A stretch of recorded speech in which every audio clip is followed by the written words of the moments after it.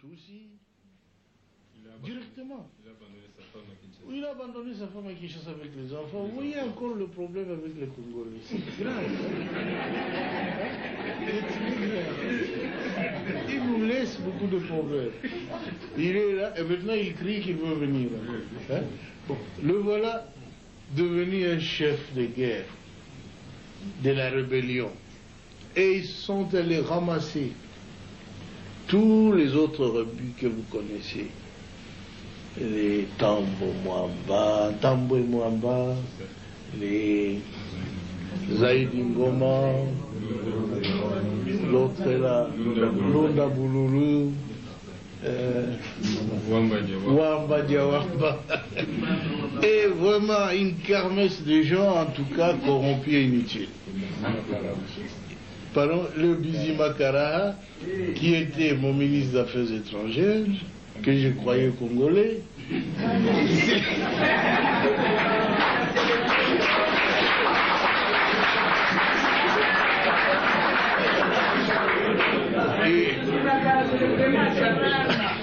à ma très grande surprise, quand j'avais demandé à cette armée de se retirer, et avait déjà fermé de valises, ils disent, leur armée se retire, ils se sentent en insécurité. Je dis, mais non, votre armée reste. C'est l'armée rwandaise qui se retire. C'est pas la vôtre. Mais ils ont disparu. Et j'ai compris qu'ils n'étaient pas congolais alors. Parce que l'armée qui s'est retirée était rwandaise. Ah oui. Un ministre congolais, un ministre d'État a disparu. Un ministre des Affaires étrangères a disparu. J'ai dit, nous étions infiltrés alors. Infiltrés au sommet de l'État. Alors ainsi on aura pu découvrir des documents où Kagame dirigeait ces gens-là, où il complotait pour que les Tutsis prennent la tête de ce grand pays qui n'est pas le leur. Alors ça en est trop, hein. Ce pays ne leur appartient pas. Ils veulent en prendre la tête. Quoi? Mais c'est pas possible, ça a été très grave. On a vu tout ça, si seulement on l'avait su avant, ça aurait été bien. Mais le conflit a éclaté après. Ils tentent le conflit, ceux qui n'ont pas pu réussir avec le coup d'État, qui avait échoué le 2 août. Et maintenant, je le vois en train d'échouer encore. Notre peuple se défend. Je suis très heureux que vous tous ayez pris conscience de la gravité de la situation pour nous mettre tous ensemble, tous les partis politiques confondus, chez nous. Tous les Congolais se sont mis ensemble derrière le gouvernement. Ils m'ont soutenu, je dois l'avouer très sincèrement. Et je ne sais même pas ce que je ferai pour les rendre ce qu'il faut.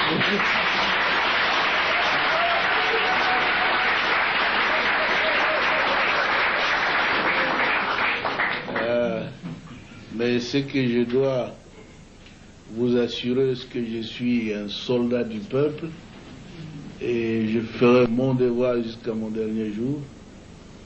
Je veux que mon pays soit totalement libre et en tout cas un pays moderne qui se développe, où sur le plan social, nos villages doivent être transformés. Parce que tout le monde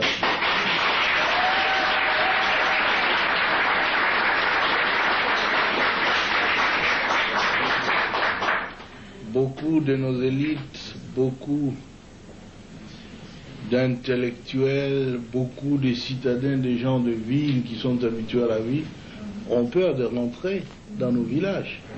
C'est parce qu'il n'y a pas de vie là-bas.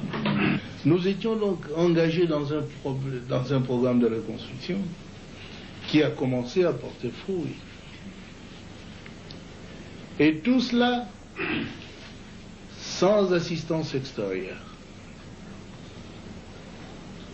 Parce que les habitudes politiques en Afrique, c'est qu'on doit attendre de l'aide de la France, des États-Unis, de l'Union européenne, de la, de la Banque mondiale, de ceci, cela. Mais nous avons dit, depuis quand nous luttions, longtemps, nous disions que notre lutte, c'est la lutte de l'intelligence contre la force brute. La force brute,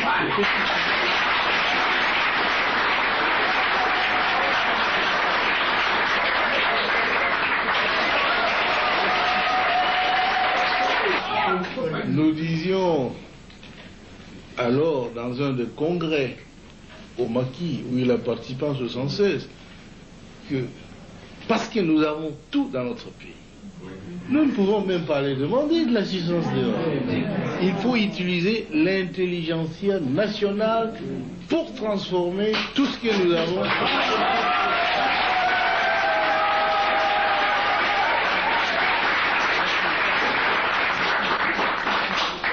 Ainsi donc, lorsque nous sommes arrivés au pouvoir, fort de cette conviction-là, et jusqu'aujourd'hui, nous essayons de transformer nos richesses, notre monde, l'environnement économique, social, culturel, avec l'argent de notre pays. On n'a jamais reçu un seul sou d'ailleurs. Et voilà qu'ils sont mécontents. Ils ne demandent pas à la Banque mondiale, ils viennent avec des plans actifés ailleurs, qu'ils ont toujours présentés pendant 37 ans du régime l'autre. Toujours le même plan. Ils sont venus avec ça, ça. Moi j'ai dit non. Notre plan à nous, c'est nous qui souffrons. Nous connaissons de quoi nous souffrons. Alors nous allons faire un plan pour résoudre notre problème. Ils disent, où est-ce que vous aurez de l'argent? Si on peut toujours l'avoir ici. Le Congo est riche. Et nous avons fait cela. Nous avons notre plan. Il est bien. C'est un plan qui doit développer notre pays. On les a demandés. Messieurs, nous voulons aussi des autoroutes. Tous ces ambassadeurs qui étaient là, parce qu'ils étaient tellement habitués à appeler des ministres, etc., moi j'ai dit, attention, mes ministres ne sont pas des garçons de course.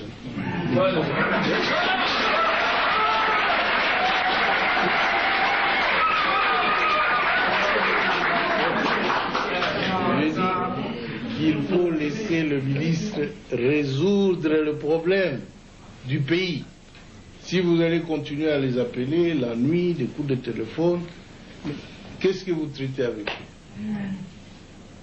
Chez nous, nos ambassadeurs ne vont pas faire ça. Ils ne sont pas capables d'appeler des ministres belges ou français ou américains qu'ils aillent chez l'ambassadeur congolais qui va leur dire des choses qu'il faut faire. Non. Et si vous ne les faites pas là, chez moi, je ne veux pas. Ils trouvent que je suis têtu, arrogant. Je dis, mais c'est pourtant la vérité. Chez vous, ça passe bien. Ça doit aussi passer bien chez nous. Ne vous immiscez pas dans nos affaires. Alors, comment est-ce que vous allez avoir de l'argent? Vous ne ferez même pas 3 mois. Moi, il dit, 3 mois? Mais je ferai plus que 3 mois.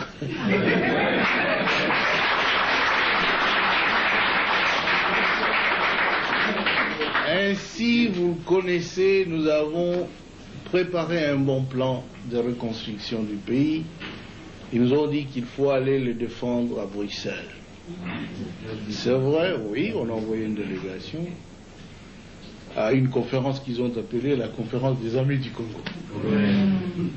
Disons, jeunes hommes, allez-y, défendez notre plan. S'ils vont donner de l'argent, c'est bien, mais moi je les ai prévenus qu'il n'y aura pas de l'argent à donner au Congo. Parce qu'ils savent bien, nous ne sommes pas en train de servir leurs intérêts.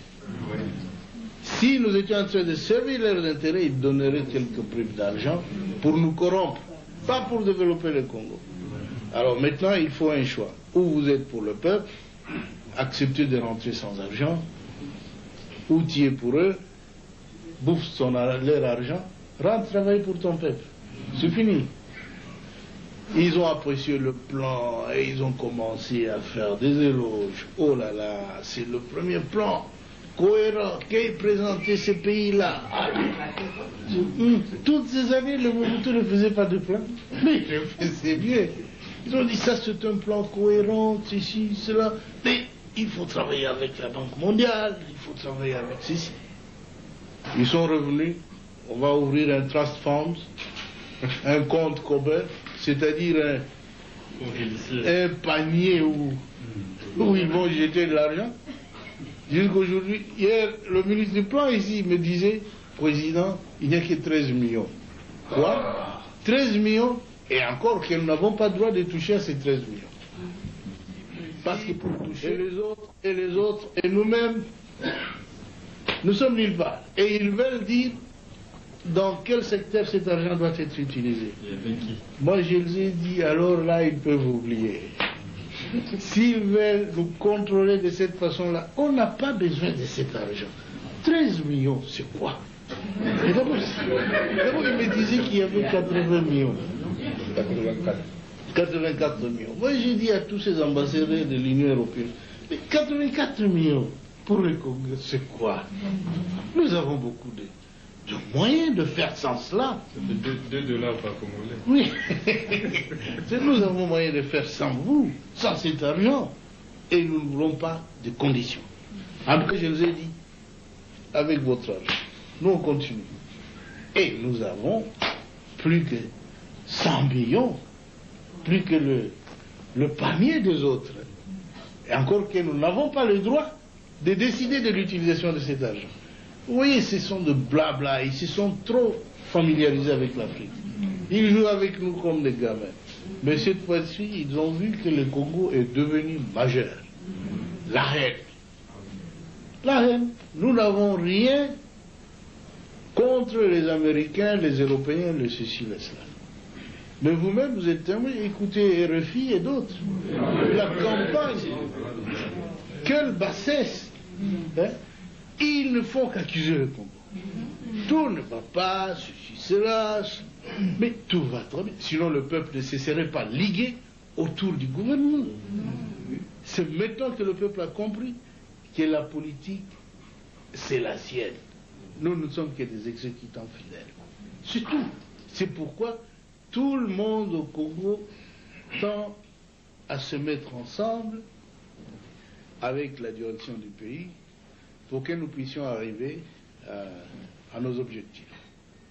Cette fois-ci, parce que la guerre est venue s'intercaler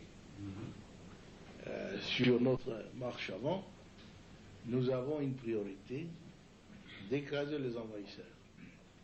Et je vous avoue qu'ils seront écrasés.